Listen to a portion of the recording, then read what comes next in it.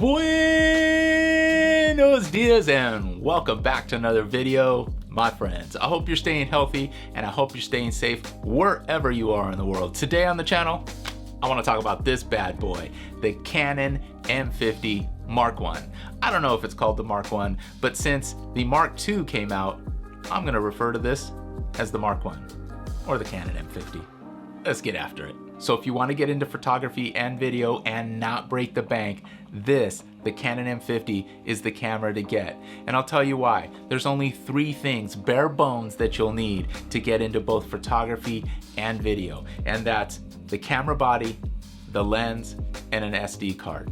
And that's it. You're off to the races. Now, one could argue, I might even argue with myself. No, you won't. Yes, you will. No, you won't. Yes, I agree that you can add so much more gear to this camera kit, the Canon M50, or any camera kit for that matter. But when you start raising the bar or the entry level at which someone might be able to get in to start shooting photography and videography or filmmaking, then I think that defeats the purpose. So I really want to talk today about a bare bones minimum set or kit that you can have and get out and start shooting photography and videos today. So to get cracking on your first film or your career in photography, you can buy this body, this lens, a battery, and an SD card for $542.68. Now, I'm not going to sit here and pretend that $500 is an insignificant amount of money or chump change. Not in the least. It is a lot of money, but when we're talking about buying a camera body, a lens, a couple batteries, and an SD card, $542.68 is somewhat of a steal when you're trying to break into filmmaking or videography and or photography. So once again, I'm going to mention that this is a bare bones entry point to filmmaking and photography, and I have broken it down into 4 items that you're going to need. I do want to mention that this video in no way, shape, or form is sponsored by Canon. I just feel that the Canon M50 is a worthy camera to start your photography and video career. In fact, this channel focuses a lot on the Canon EOS R and R6, and deservedly so. However, I want to put some shine on the M50, which is a camera that I own, and really after the 70D, it's the camera that I use the most until I got the Canon EOS R. So I want to shine light back on the M50. So now let's break down what you get for $542.68. So first off, you're going to get the mirrorless camera body with an APS-C sensor. In addition, you're going to get a 15 to 45 millimeter lens.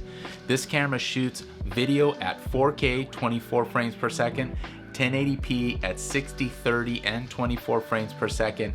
And if you really want to shoot at 120 frames per second, that will be at 720p, which is actually somewhat usable. And then finally, the camera shoots 24 megapixel photos. Just understand that on an APS-C sensor, the millimeters or length of your lens will be increased by 1.6 times at every level or every increment length, meaning that at 15 millimeters you need to multiply that times the 1.6 times crop factor, which will give you an equivalent 24 millimeter lens at that length, 15 millimeters. And then at the higher end, the 45 millimeter will actually become a 72 millimeter length when you multiply in the 1.6 times crop factor. Now, that definitely is not the end of the world. You will just have to adjust in more tight quarters, but when you are, let's say, outside or in a bigger area or environment, you'll definitely have a lot more play with the lens and you'll really get used to it. And really, the reality is that you'll start to get to know your camera, and with any camera body and or lens that you have, or the system that you have, you really should get to know it really well, and you'll adjust for the things it does well, and you'll adjust for the things that it doesn't do well, like any camera body and lens that you will have in the future. Now let's move on to the last piece that comes in the $499 camera kit, and that is an LP E12 Canon battery. So this is the camera battery that comes with the kit. I will admit that this camera battery is just not that good. Plus, as you can see, it has a real small form factor, so it doesn't pack a punch. However, it does okay, but since they're light, I would just buy 2 off-brand batteries for $24.99. I have those linked down below, so that raises us from $499 plus an additional $24.99. Still a very good kit to get started and to allow you to keep shooting for longer when you're out in the field. So the last thing that I want to talk about is an SD card. You're going to need an SD card to store all of your photos and video, and I would suggest purchasing a 64 gigabyte card, or you could purchase 2 32 gigabyte cards just to get started. Those would be a little less, but one 64 gigabyte card, which is a class 10 U3 rated card. Very good. These are the ones that I actually use in my cameras now, the R, the R6, and the M50, and that comes in at around $18. Let me $18.69 to be exact. $18.69, $24.99, $499 come to a grand total of $542.68. And that's the kit that I would suggest getting right out of the box with a couple add-ons there, and you're out running and gunning, having fun shooting street photography, landscapes, shooting video, practicing out in the field, and just telling stories through a small form factor, very light, very small, great to travel with. It's just a very nice and versatile camera. The reality is, as much as I am excited for you to purchase this camera for yourself or as a gift for someone in the near future, I really am excited to use this camera even more. It's in my camera bag lately. I've just been using it for a third camera to get a different angle for myself. I've been trying some new things out, some test shots here and there.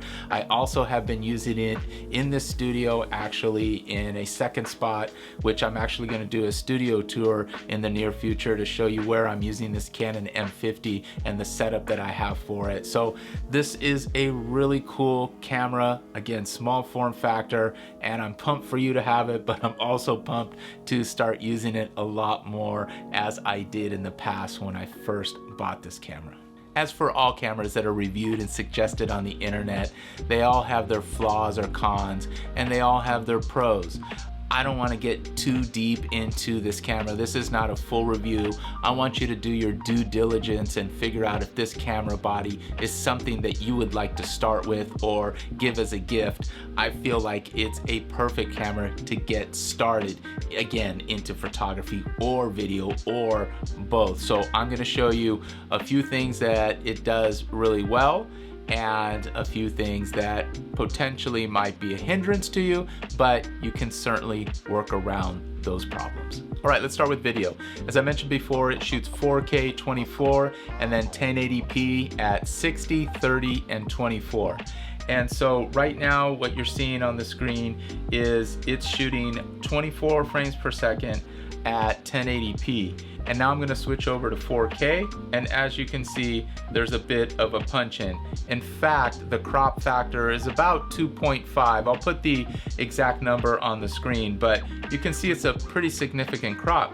But you can utilize this to your benefit. Of course, you can move back if you'd like and get that subject more into frame. And the idea here is the better you understand this nuance, the better you understand your camera and the better outcome you have for when you go to shoot video. So now this is an example of me vlogging at 24 frames per second at 4K. In fact, if you notice that the little box around my face, it has some nice autofocus. It's not eye auto tracking. It does not have that feature in 4K or in video, but it certainly does have eye auto tracking in photo or photography. So just that being said, just so you know that, but it does a pretty good job. So if I point it off, point it back on, you can see that it grabs my face, point it off, point it back on, and it does a pretty good job of capturing my face in the square box. So now I'm vlogging at 1080p, 24 frames per second, and as you can see more through the lens from left to right because it's not as punched in as it would be for 4K. So you have to figure out if 4K is worth it to shoot on this camera. I think it is in certain occasions as long as you can frame out the subject properly. And as you can see, the box also follows my face around, and if I put a different object in front, it's going to pick it up and put it in focus, and then when I remove that object, it goes right back to my face. So finally, I want to show you some of the Canon M50's capabilities in terms of photography. So I'm holding the camera up in photography mode on the computer screen, which has an image of a model on there, and I want you to notice the eye tracking. It does a really good job as I move it back and forth on the eye tracking. In fact, if I move it away and bring it right back, it finds the eye right away, which is pretty cool. It moves back and forth depending on how I move the camera around. So that is a great feature. I will also now move the camera around on me, take a little self-portrait.